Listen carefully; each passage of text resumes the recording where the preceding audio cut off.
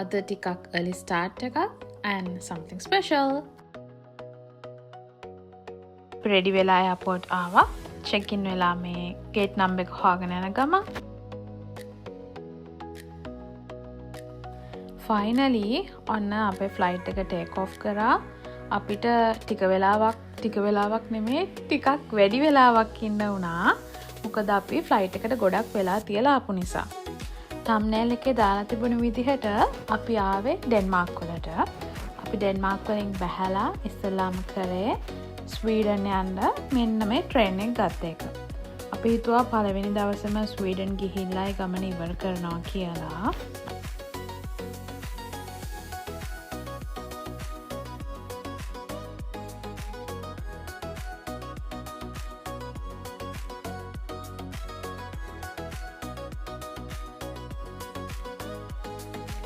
අපේ අයියා මේ කියන්නේ කොහොමද දන්නේ මේවා මෙච්චර හොඳට ලස්සනට හදාගුවේ මේගොල්ලෝ කියලා. අපිට ට්‍රේන් එකේ විනාඩි 20ක් විතර තමා ගියේ ස්වීඩන් වලට එන්න. ස්වීඩන් වලට ආපු ගමන් කරේ අපි කෑම කාලා එක විදිහට ෆොටෝස් ගන්න try කරා. මොකද මට ඕනේ වුණා හොඳ මෙමරියක් තියාගන්න මේ ට්‍රිප් එකේ.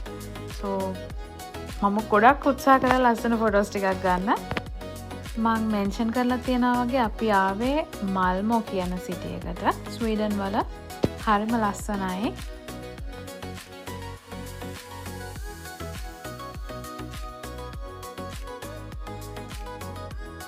මේ මල්මෝ වල ඇවිදන් යද්දි මට තේරෙච්ච තව දෙයක් තමා මේ සිටි එක හරිම clean and calm. හරිම නිදහස් ෆීලිං එකක් තමා ටුවරිස්ට් කෙනෙක් විදිහට එන කෙනෙක්ට දැනෙන්නේ.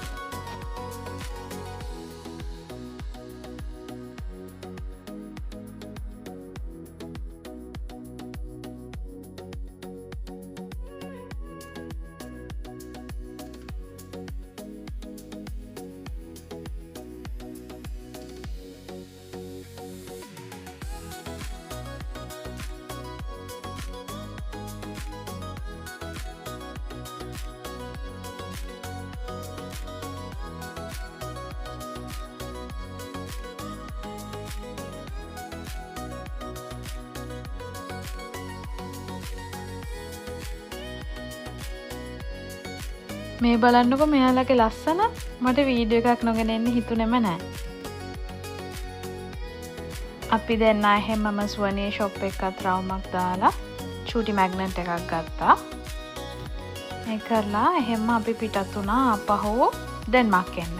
මේ ඩෙන්මාර්ක් වල අපි අපහු ඩෙන්මාර්ක් ඇවිල්ලා ටිකක් වෙලා රෙස්ට් කරලා එහෙමම තිවෝලි ගාඩන්ස් වලට ආවා. මොකද අපිට හවස් වරුවේ වෙන වැඩක් තිබුණෙත් නැහැ. අපි හිටියේ අනික ස්ටීල් හවුස් කියන ප්ලේස් එකේ. සෝ එතන ඉඳන් මේකට හරිම ළඟයි. ඉතින් අපි ඩිසයිඩ් කරා හවස් වරුවේ මෙතන ඇවිදින්න යන්න.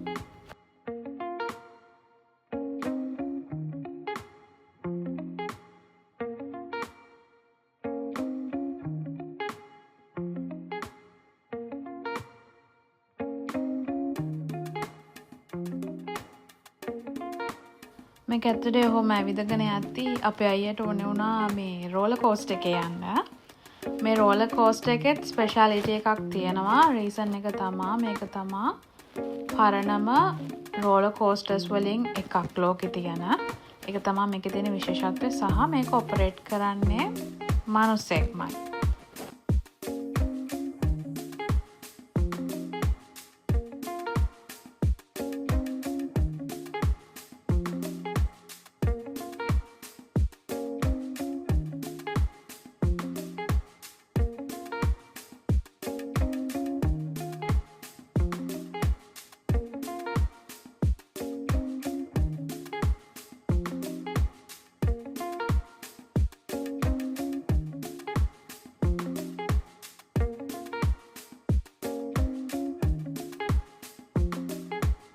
මාරම එක්ස්පීරියන්ස් එක කවදාවත් මෙහෙම එක අපි දෙන්න ගිහිල්ලා නැහැ. අපි දෙන්න එකට.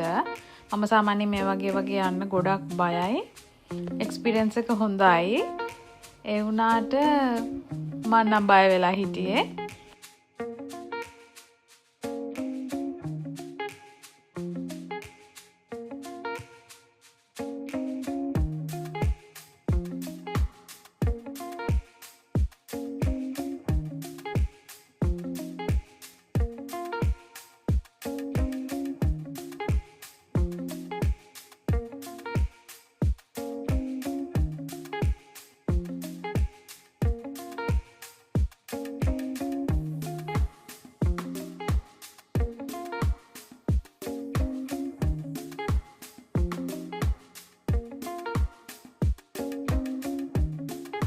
මෙතන මාරම ලස්සනයි. මට තේරෙන්නේ නැහැ ඒක කොහොම එක්ස්ප්ලেইন කරන්නද කියලා. ගියපු කෙනෙක් නම් අනිවාර්යෙන්ම දන්නවා මෙතන කොච්චර ලස්සනද කියලා.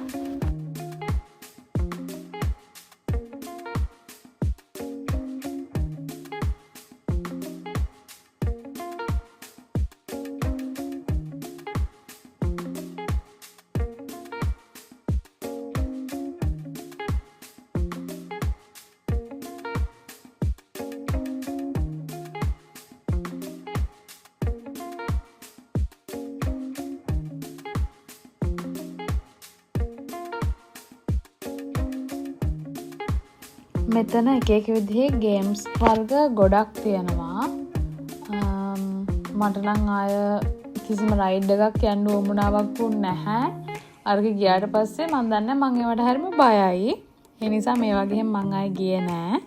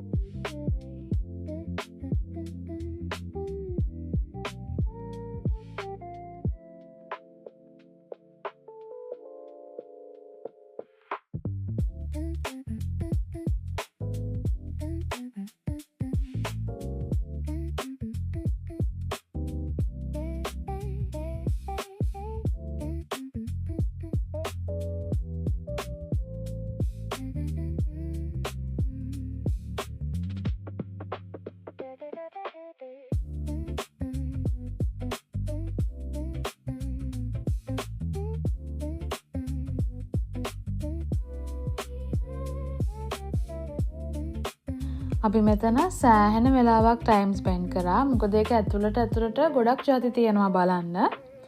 ඊට පස්සේ මෙතනින් අපි තීරණය කරා මේක ඇවිදලා ඉවර වෙලා අපි ගිහිල්ලා ස්ටීල් හවුස් එකට ගිහිල්ලා පොඩක් රෙස්ට් කරමු.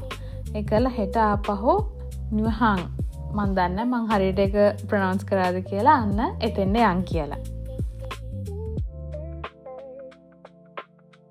අපි දෙන්න රෙඩි වෙලා එළියට ආවා.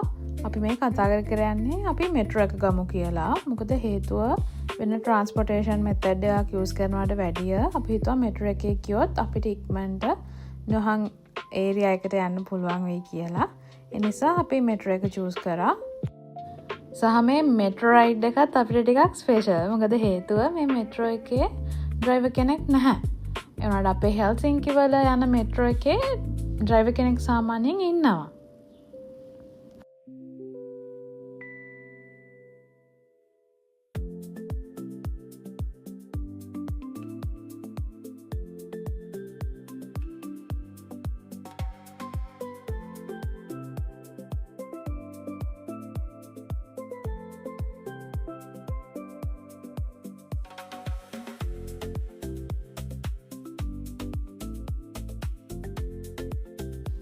මේ නිවහන් ඒරියා එකත් මාරම ලස්සනයි. ඒක වෙනමම වයිබ් එකක්.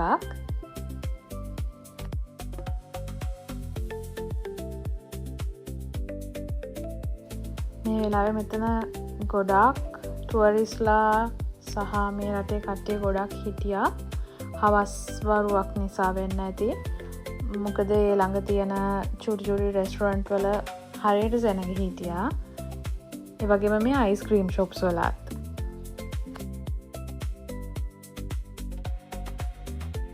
අපිට මෙතන බෝට් රයිඩ් එකක් යන්න උවමනාව තිබ්බා. ඒවට අපි මෙතනට ඇවිල්ලා මෙයාලගෙන් අහද්දී යාළගේ අන්තිම ටර්න් එක කියලා කිව්වා. මේක ඇත්තටම වෙනම යාළගේ බෝට් රයිඩ්ස් ගන්නත් තියෙනවා. මේක නම් යාළගේ හරියට අපේ බස් එකක් වගේ ඩේ ටු ඩේ හැමදාම වැඩ කරනවලු මේක. ඇප් එකකින් තමා පේ කරන්න තියෙන. හරියට අපි අර බස් එකට පේ කරනවා වගේ. කොහමද අපි හිතාගත්තා හෙට ඇවිල්ලා ආපහු යන් කියලා.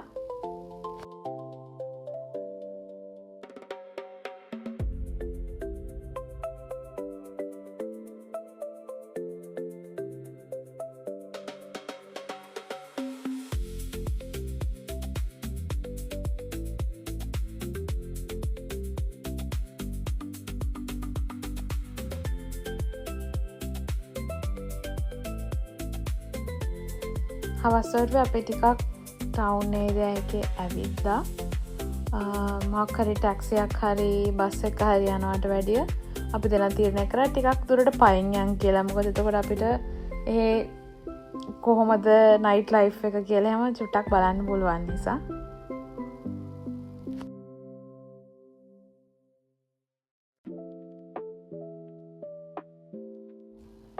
මේ නම් පහෝදා උදේ අපි දෙන්න පහෝදා උදේ ප්ලෑන් කරලා තිබුණා මෙහෙ තියෙනවා ෆේමස් ගාඩන් එකකුයි කින් කෙනෙක්ගේ කාස්ල් එකකුයි ඒක බලන්න යන්නම් කියලා. මේ තියෙන්නේ කාස්ල් ඒරියා එක. ඒකේ නම රොසෙන්බර්ග් කාස්ල්. ඒකෙත් අපි උදේම ගියාට ටිකක් සෙනග හිටියා උදෙන්ම ඇවිල්ලා.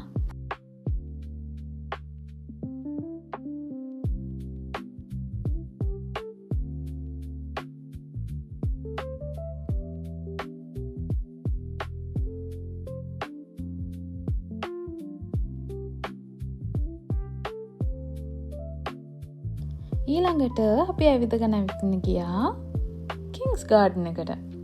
එතන මෙහා පැත්තේ තමයි කිංස් ගාඩන් එක තියෙන්නේ. එතනත් මාරම ලස්සනයි. යාලා මාර හොඳට එතන මේන්ටේන් කරනවා.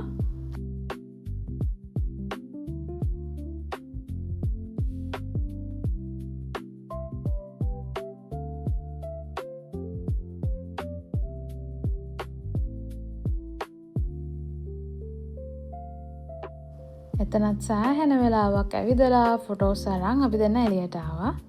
අපි දෙන්න දැන් මේ යන්නේ චර්ච් එකක් බලන්න. ඒ චර්ච් එකේ නම ෆ්‍රෙඩරික්ස් චර්ච්. මම දන්නේ හරියට මං ඒක ප්‍රොනවුන්ස් කරාද කියලා. ඒ නිසා මම යටින් නම දාන්නම්. මෙන්න මෙතන. මාරම ලස්සනයි එතන චර්ච් එක.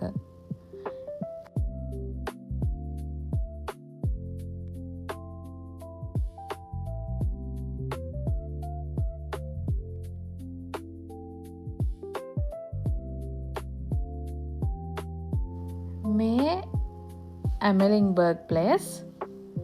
මේ අද දවසේ අපි ඇවිදින ඔක්කොම ටික එකම ළඟ කරාද කියලා ඒ නමත්. අපි මේ ඇවිදින ඔක්කොම ටික ගොඩක් එක ළඟින් වගේ තියෙන. ඒ කෙනාට එක සැරේ ගියාම මේ ඔක්කොම බලන්න පුළුවන්.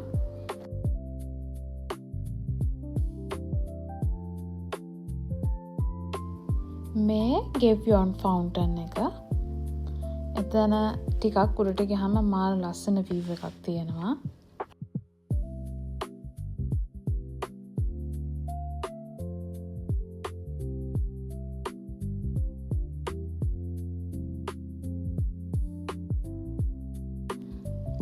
අපි ගියා මෙන්න මෙතෙන්ට. එතන කියන්නේ කැස්තලෙත් කියලා.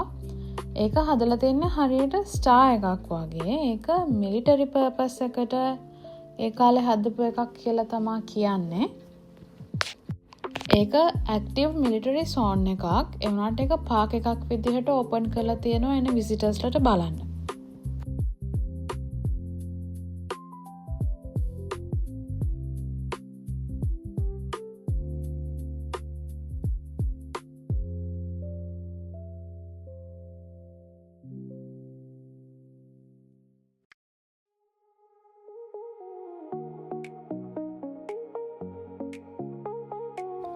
ඒ ඔක්කොම බලාගෙන හවස් වෙද්දී අපි ඒවා ටික ඔක්කොම ඉවර කරගත්තා.